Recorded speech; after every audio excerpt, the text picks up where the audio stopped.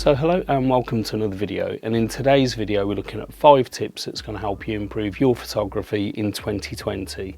Now they're not exactly practical tips, it's more about your mindset, how to approach things like social media, but I think there's some really valuable stuff in there and I do hope that you find it useful. Before we get into the video, just like to say thank you to everyone that subscribed recently. I recently ticked over the 1,000 subscribers mark, so I do appreciate your support with that.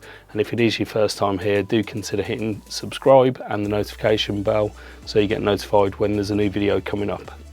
Back to today's video. Now I went out and shot this while I was out taking other shots, and I do apologise, I shot it on a 22mm lens, so my face is going to be very close to the screen, and there's a few interesting things that happen. A bit of a weird moment during the middle of the video, and I think that tip number 5 is possibly my favourite, so do stick around to the end for that.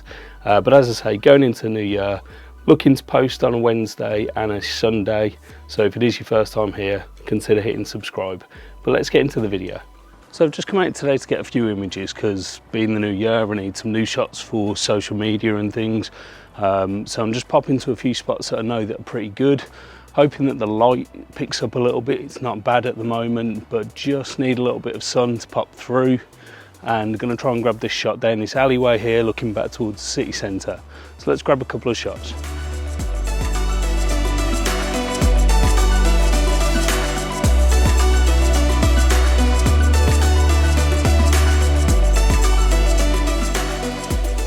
So the first real tip that I want to give is don't put too much emphasis on social media. There's loads of people out there that think because they haven't got 100,000 followers on Instagram that their photos aren't good, and that's just not the case. Social media is a bit of a strange beast. We live in a world where an egg can be the most liked picture that we've ever seen, and all of us are up against things like swimwear models where, you know, it's more about what they're not wearing than how good the actual image is. So don't beat yourself up if you're not getting traction to start off with. It is a marathon and not a sprint, and the only person that you're ever going to have to be responsible for in terms of whether your images are good enough is you. So make sure you're posting what you feel comfortable with.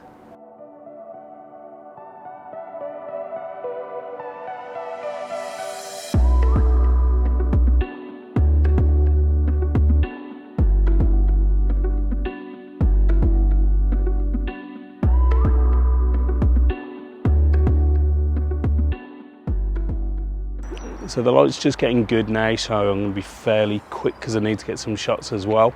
But that kind of leads me on nicely to the second point, which is about just being consistent.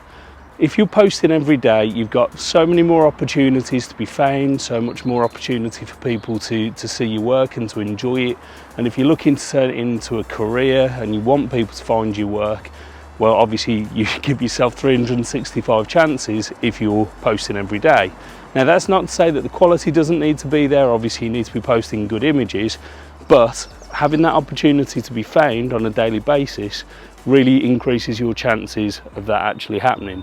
The other thing to consider as well is try new things. So if you've been posting the same kind of shot on a regular basis, every now and then maybe try switching it up, maybe try a macro shot or a long exposure or just something a bit different, just so people know that you do have more strings to your bow and you can do more than just the obvious stuff that you do. But consistency on any platform in this day and age is really crucial to what you're trying to do.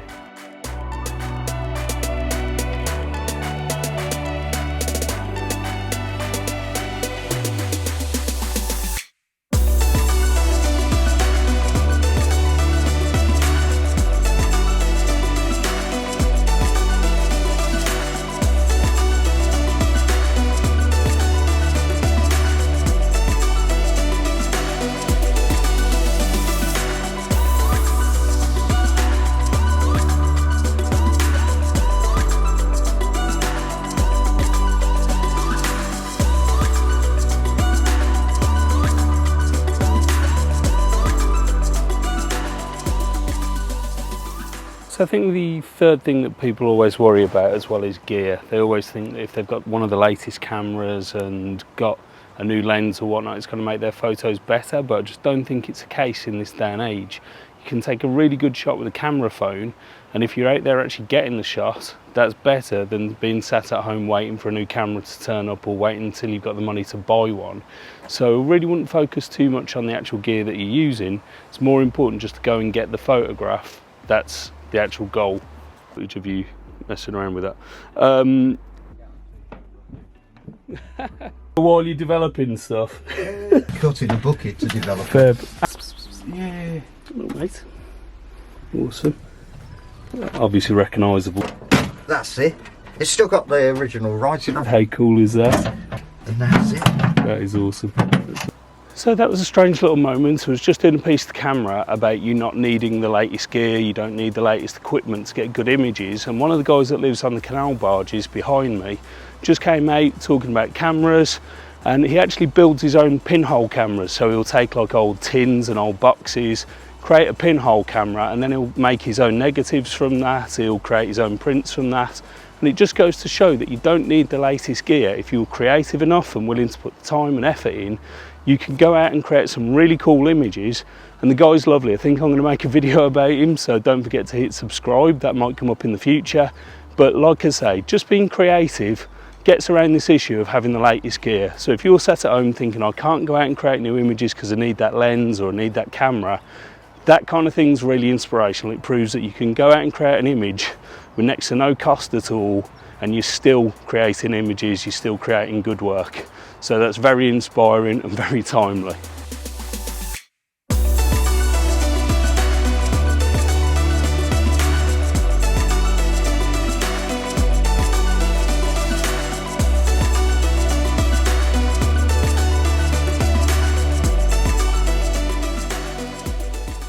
So I've just come up to a local library where we've got some amazing views over the city and things. Just try and get a few different kind of perspectives and stuff. Also, we're starting to get some nice light as well now, so that'll also make for some interesting images. But while I'm here, I just want to talk about my fourth point, which is getting feedback from people that you respect. Going back to my first point about social media and basically the kind of cultures that are bred on social media, I think it's really important to ignore what people write in comments and things and actually get feedback from people that you respect, people that are doing the kind of work that you want to do. So reaching out to people that you aspire to be and maybe just asking them and saying, would you mind spending a few minutes just looking at my images, tell me what you think and tell me what I could do better. And I think actually taking kind of constructive criticism from people rather than just relying on what people write on social media is a far better way to get, feedback on your images than just leaving it to the general public. In particular, if you work in a kind of niche sector where there's not many people doing the same kind of thing, and that way you need like specialists in that subject to actually give you some real good feedback. But maybe the bigger point is, don't just rely on what people put on social media, certainly on things like Instagram, where a lot of the time people just throw a bit of hate around just because they've got nothing better to do. So don't let that knock you, don't let that ruin your confidence, and be careful where you take your kind of criticism and constructive feedback from.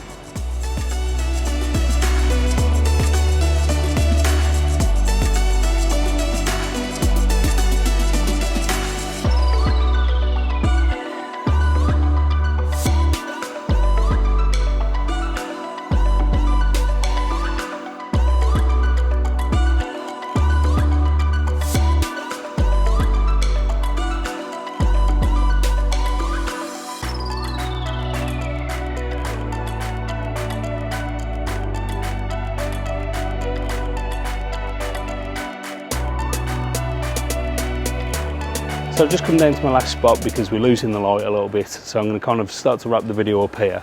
But I think my fifth and final tip, more so for new photographers but also for those of us that have been around in the game a little bit longer, is just to believe in yourself in 2020.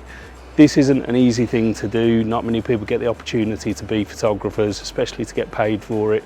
So you shouldn't expect it to come easy. It's going to take a little bit of hard work and a little bit of effort.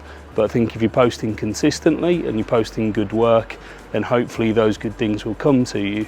But just be careful in this day and age, especially in 2020, that you don't pay too much attention to social media, that you're not listening to all the negative comments, and that you're producing work that you're genuinely proud of. Don't forget to experiment, try new things, but obviously I wish you the best of luck with all of your work in 2020. So I hope you found some of those tips useful. Like I say, I think it's more about mindset and going into the new year with a fresh outlook on your photography, and I really think that's going to help improve the images and how you approach your work. But if you've got any other tips or any information that you'd like to share, leave it in the comments below. Like I say, I try to respond to every comment, so I'm always interested to have a conversation about that. And if you found the video useful, please do consider hitting the like button. And if it's your first time here, I'd appreciate you subscribing. I hope you look forward to more videos, and I will see you in another one soon.